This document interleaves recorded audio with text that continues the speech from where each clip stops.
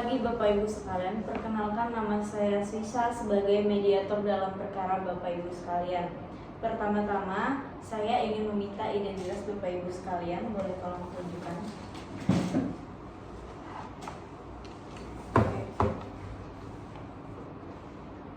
Baik, selanjutnya saya persilakan untuk para pihak memperkenalkan dirinya masing-masing. Silakan, Bapak. Perkenalkan, nama saya Wawan. Di sini saya selaku yang melakukan hutang kepada rekan saya. Perkenalkan, saya Santo. Di sini sebagai pihak yang dirugikan. Perkenalkan Ibu, nama saya Dewi, selaku teman dari Santo dan juga Wawan. Baik, terima kasih Bapak Ibu sekalian. Kemudian di sini saya akan menjelaskan kedudukan saya sebagai mediator terlebih dahulu.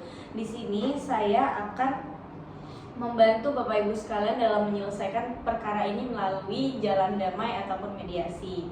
Nah, selanjutnya saya juga akan sedikit menjelaskan mengenai Perma nomor 1 tahun 2016 tentang mediasi, yaitu dalam pengertiannya mediasi adalah penyelesaian sengketa melalui proses perundingan untuk mencapai mufakat yang dibantu oleh seorang mediator, yaitu di sini saya sendiri. Kemudian di sini mediator merupakan pihak yang netral yang membantu para pihak dalam proses penyelesaian sengketa guna mencari berbagai kemungkinan penyelesaian sengketa tanpa adanya cara memutus dan memaksakan sebuah penyelesaian. Apakah dapat dimengerti sampai sini Bapak Ibu sekalian? Baik, di sini saya juga akan menjelaskan kelebihan dalam proses mediasi yang sedang kita jalani, yaitu di sini mediasi merupakan salah satu cara dalam penyelesaian sengketa memiliki beberapa kelebihan, yaitu yang pertama, mediasi merupakan cara penyelesaian sengketa yang paling cepat dan efektif dibandingkan harus ke pengadilan. Lalu yang kedua, mediasi dilakukan secara rahasia, dan ketiga, hasil dari mediasi itu tuh memiliki kekuatan hukum tetap dan mengikat sama sepertinya dengan kita ke pengadilan. Apakah dapat dipahami Bapak Ibu sekalian? Baik. Dan di sini sekali lagi saya mengingatkan bahwa pada proses mediasi saya di sini berperilaku netral dan tidak memihak siapapun. Dan juga saya akan mendorong dan memfasilitasi komunikasi para pihak dengan efektif sehingga Bapak Ibu sekalian dapat mencapai sebuah solusi yang kemudian disepakati oleh kedua belah pihak. Kemudian kesepakatan ini nantinya akan dituangkan dalam kesepakatan perdamaian yang bersifat final dan mengikat terhadap kedua belah pihak. Dan selanjutnya Bapak Ibu sekalian, dalam proses ini terdapat metode yang disebut kaukus atau pertemuan terpisah antara mediator dengan salah satu pihak tanpa kehadiran pihak lainnya. Di sini saya sedikit jelaskan, kaukus dapat dilakukan apabila dibutuhkan dan akan saya lakukan secara adil baik waktu maupun teknis pertemuannya. Kemudian di sini saya akan juga menjelaskan tata tertib yang harus dicermati oleh Bapak Ibu sekalian. Mohon didengarkan baik-baik ya. Yaitu yang pertama, satu, para pihak harus saling menghargai dan menghormati. Kedua, para pihak harus saling mendengarkan pendapat satu sama lain. Lalu yang ketiga, para pihak tidak boleh memotong pembicaraan jika salah satu pihak sedang berbicara. Lalu yang keempat, para pihak wajib kooperatif selama proses mediasi berlangsung. Apakah tata tertib ini bisa dipahami Bapak Ibu sekalian? Baik, selanjutnya yaitu agenda mediasi akan kita mulai dari presentasi para pihak dengan menyampaikan kepentingannya masing-masing. Kemudian saya sendiri mediator akan memfasilitasi diskusi para pihak sehingga penyelesaian perkara dapat dicapai dengan damai. Silakan bisa dimulai dari Pak Santo dulu. Selamat pagi mediator dan Bapak Ibu sekalian. Pertama-tama saya ingin menekankan bahwa saya datang ke sini bukan untuk merusak hubungan pertemanan. Namun karena saya sudah sangat kecewa dengan tindakan Pak Wawan. Pada tahun 2023, Pak Wawan menghubungi saya melalui WhatsApp dan berkata bahwa ia ingin membuka usaha catering sehingga memerlukan sejumlah uang. Karena kami berteman dengan baik dan sudah dilandasi kepercayaan, saya kemudian meminjamkan uang sejumlah 25 juta rupiah tanpa adanya perjanjian tertulis. Kemudian pada awalnya Pak Wawan berjanji akan mengembalikan dalam waktu 5 bulan. Namun yang terjadi sangatlah berbeda dengan kesepakatan sebelumnya. 5 bulan sudah berlalu dan tetap tidak ada kabar dari Pak Wawan. Saya beberapa kali menanyakan kapan bisa mulai dicicil. Tapi Pak Wawan selalu mengelak dengan alasan keuntungan usaha belum stabil. Yang membuat saya semakin kesal adalah saat saya mengetahui bahwa usaha Pak Wawan ternyata justru mendapatkan keuntungan dan pesanan yang banyak. Jadi seakan-akan Pak Wawan sengaja menunda proses pembayaran. Kalau memang usaha yang tidak jalan, saya dapat mengerti. Tapi ini jelas-jelas usaha yang bagus dan malah tidak ada itikat baik dari Pak Wawan. Tapi di sini saya juga merasa Bu Dewi juga punya tanggung jawab moral untuk membantu menyelesaikan ini, karena Bu Dewi lah yang mempertemukan saya dengan Pak Wawan. Saya sampai kepikiran untuk memblow up masalah ini di media sosial apabila Pak Wawan tidak segera membayar. Memang saya menyadari ini bukan salah satu cara yang terbaik, tetapi saya bingung harus bagaimana lagi ke depannya. Mungkin itu sekedar saya. Baik, terima kasih Pak Santo. Selanjutnya silakan Pak Wawan untuk menanggapi bagaimana. Baik, terima kasih Bu Mediator. Sebelumnya saya tegaskan di sini bahwa saya tidak pernah ada niatan untuk mengkhianati rekan saya ini atau sahabat saya ini, yang mana saya memang meminjam uang sebesar 25 juta untuk modal usaha catering saya. Dan saya waktu itu memang optimis Bu mengenai pengembalian uang itu dalam jangka waktu 5 bulan. Tapi ya namanya usaha kadang naik kadang turun, itu jadinya tidak bisa saya penuhi. Apalagi melihat usaha catering saya itu dalam beberapa bulan pertama memang cukup susah untuk mencari pelanggan seperti itu Ibu. Kemudian kalau misal tadi dikatakan oleh Pak Santo bahwa usaha saya sudah ada peningkatan dari pendapatan, itu sebenarnya baru beberapa bulan belakangan ini Ibu, tidak dari awal sebagainya. Jadi hanya beberapa bulan ini kami memang sedikit mengalami peningkatan, tetapi itu pun hanya 20%, dan itu ada potongan-potongan lagi. Jadi itulah yang membuat saya agak cukup kesulitan untuk melakukan pembayaran kepada Pak Wawan. Dan sekali lagi saya memang tidak ingin menghindar dari permasalahan ini, dan juga saya juga ingin mempersoalkan masalah keterlibatan Dewi di sini, yang mana saya rasa Dewi ini terlalu memihak kepada Pak Santo, yang mana dia selalu menagih-nagih saya, padahal saya sudah menegaskan di sini bahwa saya akan membayarnya, tapi tidak sekarang seperti itu. Dan hal yang paling membuat saya khawatir dan sampai tidak membawa persoalan kita ini ke meja mediasi itu adalah niatan dari Pak Santo untuk memblow up permasalahan ini ke media. Itu tentunya akan membuat masalah ini tambah rumit dan tentunya merusak pertemanan kami yang sudah kami jalin cukup lama. Dan seperti itu. Baik, terima kasih Pak Wawan. Selanjutnya saya ingin mendengar respon dari pihak ketiga, yaitu bagaimana Bu Dewi. Baik, terima kasih Bu Mediator. Sejujurnya saya merasa sangat tidak nyaman berada di posisi ini karena saya juga merasa saya ikut terseret ke dalam konflik yang sebenarnya bukan urusan saya secara langsung begitu Bu. Waktu itu saya memang mengenalkan Santo dan juga Wawan dengan niatan mereka bisa saling membantu seperti itu. Niat saya murni hanya membantu teman saya, namun saya justru sekarang menderita secara emosional karena Santo juga terus-menerus menghubungi saya, mengeluh kemudian meminta saya untuk memastikan Wawan untuk membayar utang-utang tersebut. Di sisi lain Bu, Wawan juga curhat ke saya tentang tekanan yang ia rasakan dan menyalahkan saya karena dianggap terlalu memihak pada Santo. Di kasus ini saya tidak terlibat dalam transaksi apapun, bahkan tidak mendapatkan untung dari transaksi antara para pihak Bu. Tapi ketegangan ini kemudian merusak hubungan pertemanan kami bertiga, dan kemudian perdebatan pernah pecah di grup pertemanan kami. Saya harap melalui mediasi ini Bu, Santo dan juga Wawan dapat menemukan solusi yang adil dan juga menguntungkan bagi mereka berdua. Baik, terima kasih Bu Dewi, Pak Wawan, dan Pak Santo.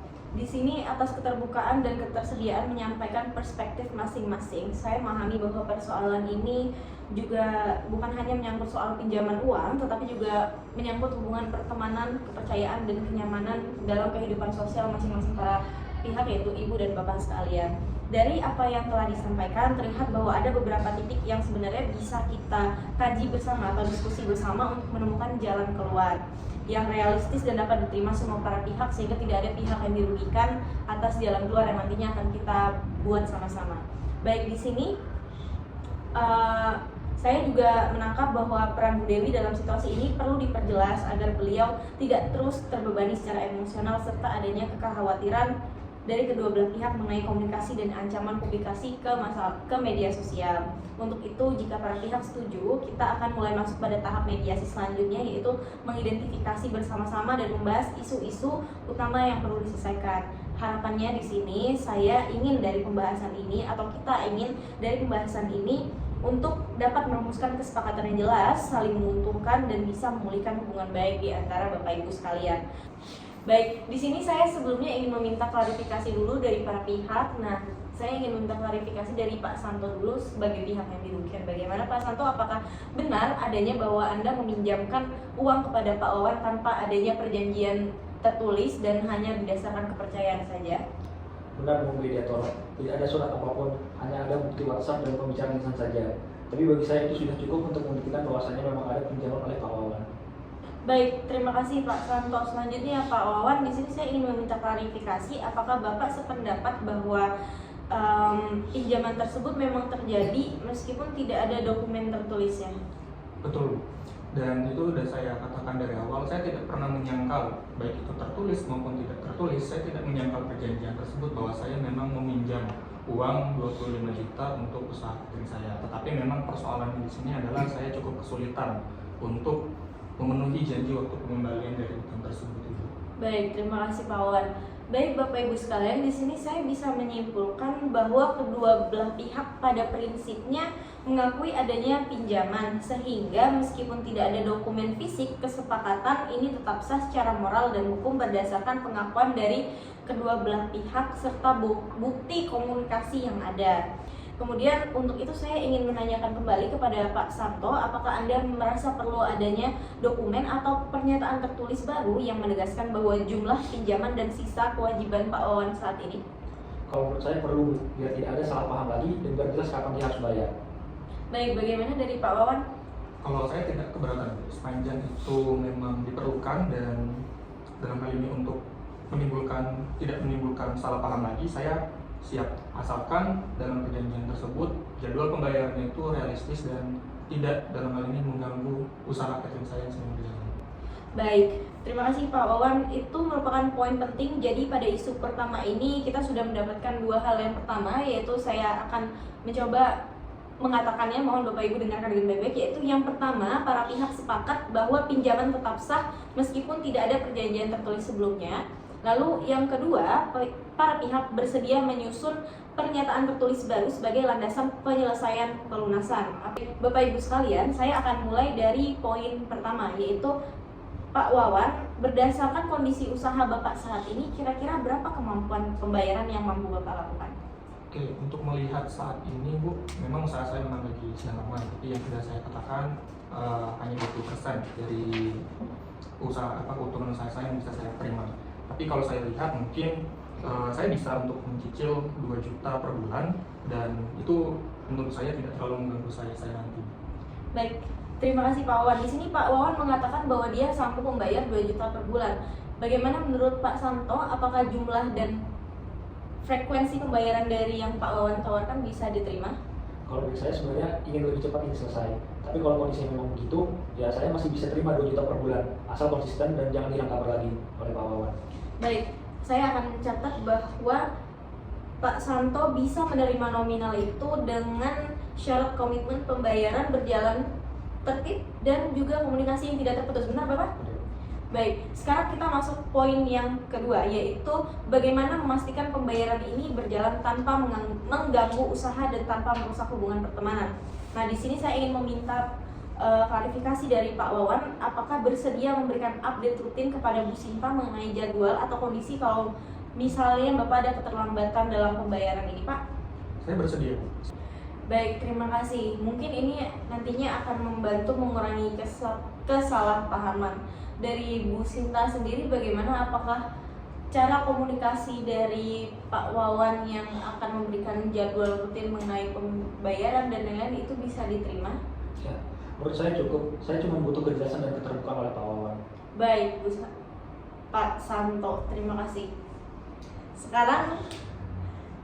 Sekarang masuk ke poin ketiga, yaitu surat pernyataan tertulis atau jaminan. Di sini sebelumnya Pak Santo menyampaikan bahwa Pak Santo menginginkan adanya pernyataan tertulis supaya semuanya lebih jelas ke depan. Di sini apakah Pak Santo mengharapkan adanya jaminan misalnya ada jaminan barang dari Pak Wawan untuk dia melunasi hutangnya segera? Kalau dari saya sih tidak perlu ada jaminan barang ya Bu. Cukup surat pernyataan tertulis yang ditandatangani saja. Asal isinya jelas, jumlah hutangnya berapa, sisa yang belum dibayar berapa, dan jadwal cicilannya kapan saja. Itu sudah saja. Baik, di sini sudah jelas bahwa Pak Santo tidak meminta adanya jaminan barang untuk pembayaran hutang. Nah, untuk itu apakah Pak Wawan Anda bersedia menandatangani surat pernyataan tersebut? Saya bersedia, tidak ada masalah.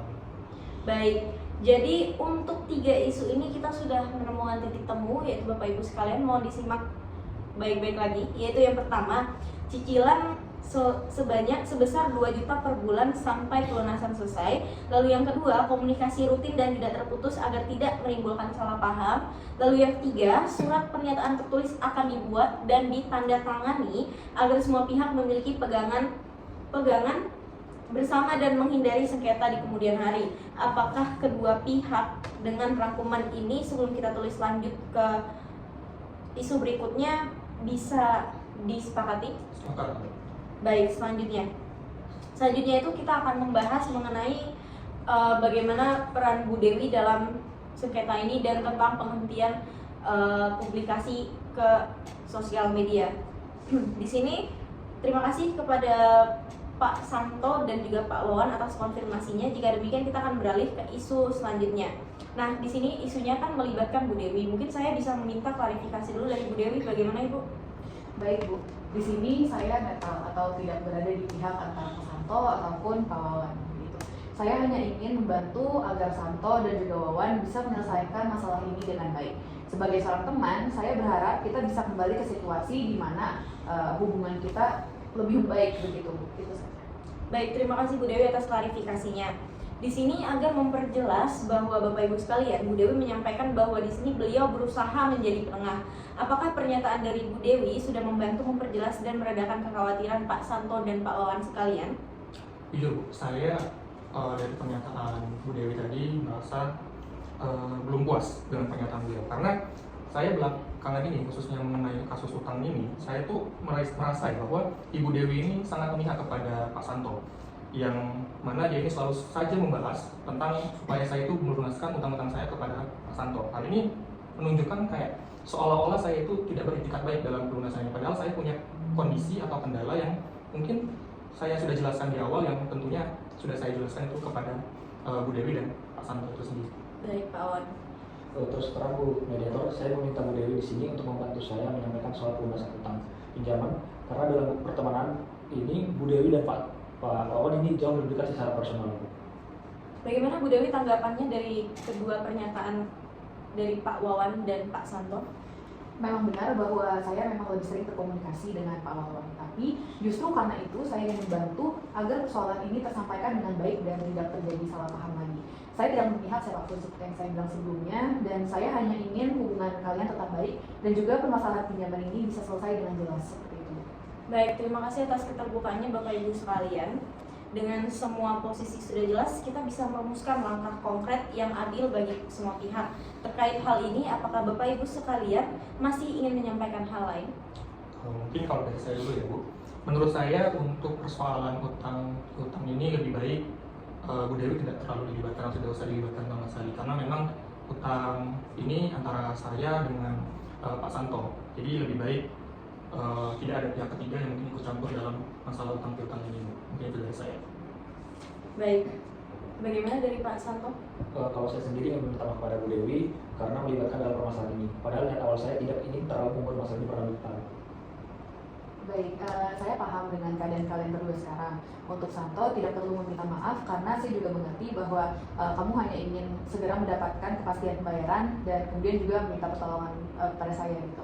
Dan hal ini juga berlaku untuk Wawan. Kalau kamu merasa di pihak Santo dan juga tersinggung, saya juga minta maaf. Tapi percayalah, niat saya hanya ingin menjadi penengah dalam perkara ini, dan juga saya berharap masalah ini bisa kalian selesaikan secara baik.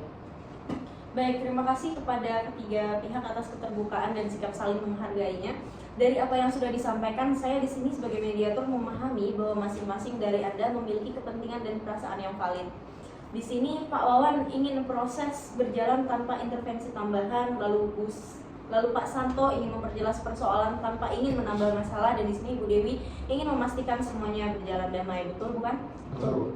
Baik, sekarang kita masuk pada pembahasan mengenai penghentian ancaman publikasi sengketa di media sosial dan bagaimana kita bisa memperbaiki komunikasi antar para pihak ke depannya. Baik Bapak Ibu sekalian, untuk memulai saya persilakan Pak Santo terlebih dahulu untuk menyampaikan klarifikasi mengenai ancaman publikasinya, Pak.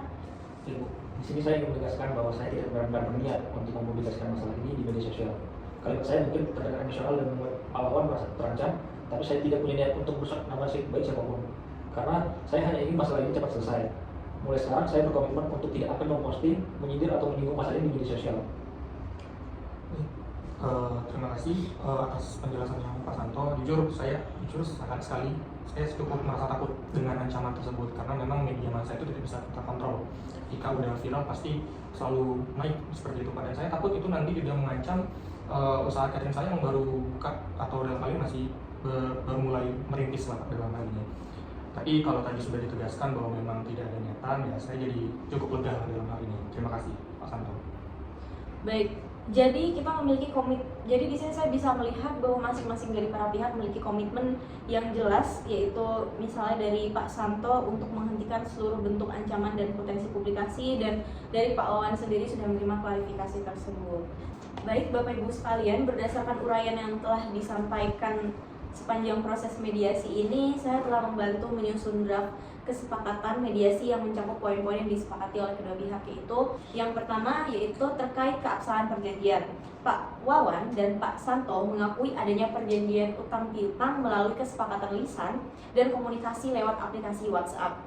Demi menjamin adanya kepastian hukum dan sesuai dengan kesepakatan Pak Wawan dan Pak Santo, perlu diadakannya suatu perjanjian tertulis yang disepakati dan ditandatangani oleh kedua belah pihak yang berisikan yang pertama yaitu identitas para pihak, jumlah pinjaman, tenggat waktu pembayaran, mekanisme pembayaran, dan hal-hal lain yang berkaitan dengan perjanjian utang piutang tersebut. Baik, selanjutnya yaitu poin kedua terkait tenggat waktu pembayaran sesuai dengan kesepakatan para pihak tadi selama proses mediasi, yaitu mengingat kondisi keuangan Pak Wawan yang belum stabil pembayaran utang dan sisa kewajiban Pak Wawan kepada Pak Santo dibayarkan sebesar 2 juta rupiah per bulan. Selanjutnya yaitu yang ketiga terkait ancaman publikasi sengketa demi mendukung kelancaran pembayaran uang oleh Pak Wawan. Pak Santo di sini bersedia untuk tidak mempublikasi sengketa ke media sosial agar tidak berpengaruh terhadap bisnis yang dijalani oleh Pak Wawan. Baik, lalu di sini yaitu poin keempat, agar pembayaran berjalan dengan tertib dan tidak merusak pertemanan, Pak Wawan bersedia menjalin komunikasi secara berkala dengan Pak Santo seperti Pak Wawan dalam melakukan pembayaran, menyertakan laporan kondisi perusahaan setiap akhir bulan. Yang terakhir, poin kesepakatan yang terakhir di sini mengenai keterlibatan Bu Dewi, yang berdasarkan kesepakatan sebelumnya Pak Wawan dan Pak Santo menyepakati agar Bu Dewi tidak lagi dilibatkan dalam perjanjian utang piutang tersebut, sehingga Bu Dewi tidak perlu lagi datang kepada Pak Wawan untuk menagih hutang tersebut, dan dalam perjanjian ini dilaksanakan antara Pak Wawan dan Pak Santo. Apakah bisa disepakati? Sepakat. Baik, Bapak Ibu sekalian, terima kasih atas kerjasama dan keterbukaannya karena kita bisa sampai di tahap ini tanpa adanya emosi dan tetap bersikap saling menghargai. Berdasarkan hasil pembahasan bersama tadi, saya telah membantu menyusun draft kesepakatan yang mencakup poin-poin yang disepakati oleh para pihak. Sebelum kita melanjutkan ke penandatanganan, saya memohon kembali kepada Bapak Ibu sekalian untuk membaca poin-poin yang tadi sudah saya bacakan. Silakan Bapak Ibu sekalian.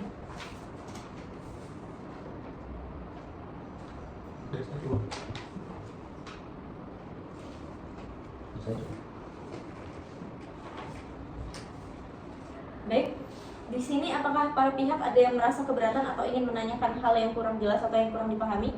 Cukup. Baik, terima kasih. Bapak Ibu sekalian, setelah melalui proses mediasi dengan iktikat baik dari para pihak, kita telah mencapai kesepakatan bersama secara tertulis dalam berita acara mediasi. Sebelum proses ini kita akhiri, saya ingin mengkonfirmasi kembali apakah para pihak sepakat terhadap seluruh isi kesepakatan ini tanpa paksaan dari pihak manapun? Sepakat. Karena kesepakatan ini telah tercapai, maka berdasarkan Perma Nomor 1 Tahun 2016, berita acara mediasi ini akan saya serahkan ke Majelis Hakim untuk didaftarkan sebagai akta perdamaian. Apabila Majelis Hakim telah menyetujui dan menetapkan kesepakatan ini sebagai akta perdamaian, maka akta ini memiliki kekuatan hukum yang tetap dan mengikat bagi para pihak.